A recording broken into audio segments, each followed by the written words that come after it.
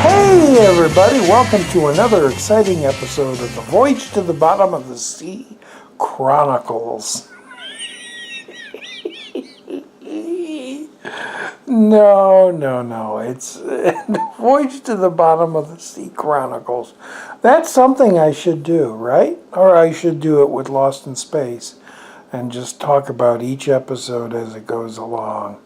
Because they get progressively worse and worse and worse.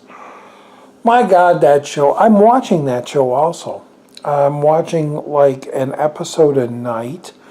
And I'm in like the middle of the second season. And gosh, it's... Why? Well, we know why. We know why the show went that way. Thanks to Jonathan Harris. Hey, thank you, Jonathan Harris. But, was it for the better? Or was it for the worse? And then Voyage to the Bottom of the Sea, which ran 4 years. Why the hell am I talking about this? It ran 4 years. And the first 2 years were really, really good. The first year especially. Second year started getting a little monsterized. Third and fourth were totally, let's throw rubber monsters. Let's throw Vincent Price's demonic mannequin dolls. You know, no. We're talking about... is it 1956? I think it might be 1956's the... What is this called? What the fuck is this called? It's not the... It's... Oh, I got it. I'm in a funny mood today. I'm sorry. I'm hoping my laughter... My God, I need this laughter. But I'm hoping this laughter is making you laugh. I'm watching The Atomic Submarine. I think it's 1956. Oh, there we go. That's a good shot. Hey, how you doing? A movie that, again, I saw on the old Sci-Fi Cinema, which a lot of these are going to be. Just because I want to throw myself back into that type of time, the early 70s, late 60s, early 70s, when I had a great time and my life was wonderful, which is another reason why I'm going through these films. The main reason is Vince Rotolo. Why am I waving? The poor man, B-Moviecast.com. B-Moviecast.com. There's a link up above, maybe not above, because YouTube doesn't want you to put links to websites. They'd rather you put them to channels. So down in the message area, you will find a link to... I'm just rambling Rose here. You'll find a link to the B-Moviecast, which is being continued by Vince's wife and friends, regulars. But this whole 31 days of B-movie horror is in tribute to Vince Rotolo, who passed away earlier, and had created the B-Moviecast. All my life, hey, it's my channel. I'm gonna say the history. All my life, I've loved B-movies.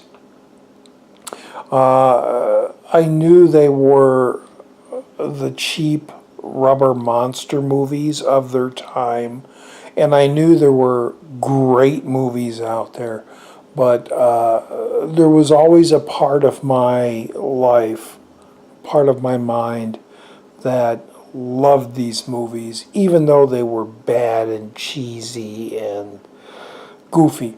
Anyway, apart from that, or total opposite from that, I was extremely surprised when I put this disc in and found out it was a Criterion Collection title, The Atomic Submarine. Again, look in the title, I think it's 1956.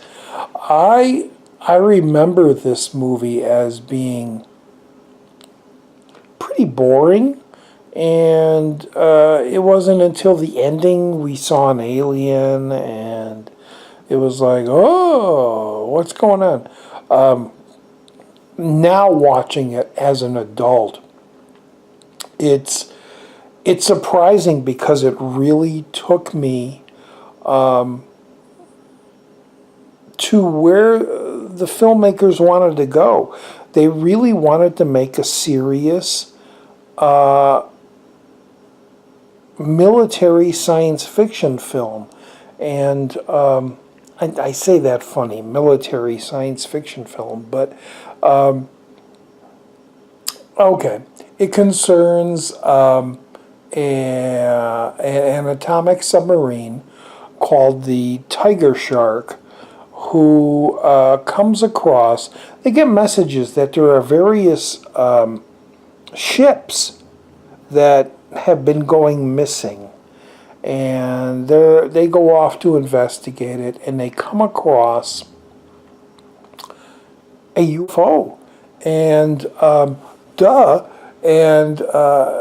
they try to investigate it, and they end up on the bottom of the ocean floor, both them and the UFO, because the UFO decides to jam itself, just run right into it, and once it breaks its hull and gets into it, it sinks to the ground, and the rest of the movie takes place there. Air is leaving.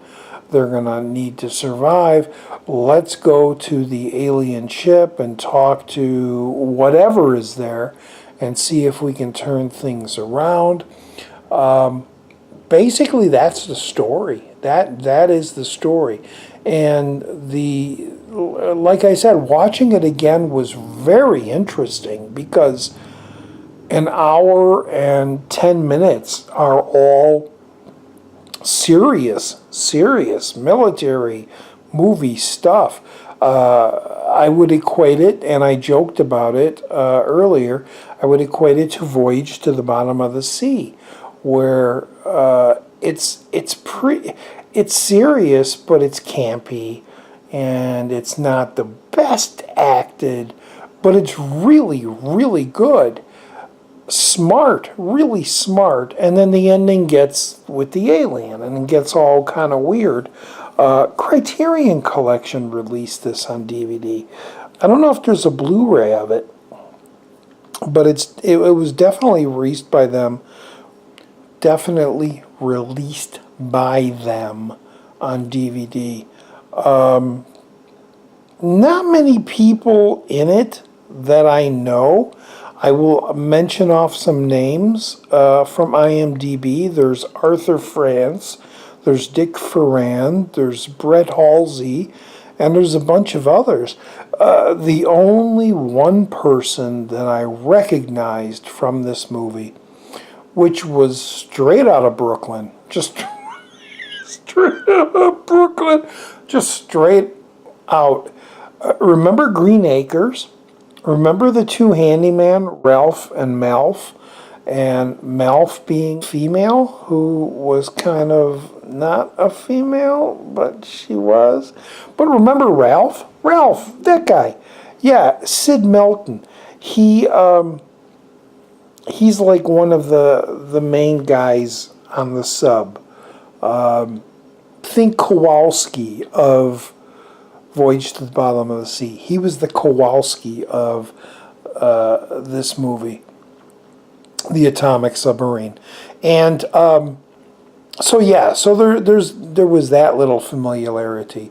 But gosh, like I said, nothing really happens. It's all military. It's all serious. It's all straight and narrow until that ending where they crash into the spaceship. They bring them down to the bottom of the ocean, and then they go over there to talk to him, to say, hey, leave us alone, basically.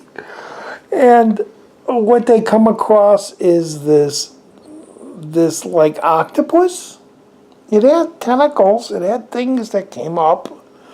I don't know if it was an octopus or not, but it was a squid-like thing with a formality and one big giant eye that was like, you will do what we say. There is no escaping us, like all alien movies say. And the thing is, these people are on a submarine, and they're wearing their suits so they can breathe oxygen, but they bring guns. They bring like 6 shooters, and one of the guys shoots the alien in the eye, and all this gooey stuff drips out, and they try to escape, and they get away. And I'm not going to tell you the ending, but yeah, it was so great. It was so good on that level of wow, this is really kind of cool. And then they bring those goofy guns out, and it's like, what do you got those guns for? What? You just broke our reality of what this is, that it's possibly in the future, and blah, blah, blah. No, you just broke it. You broke it. Anyway, so yeah, this was The Atomic Submarine.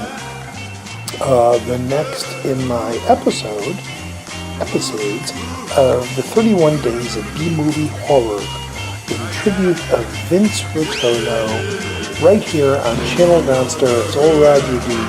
Thanks for watching. We'll see you in the next video. All right.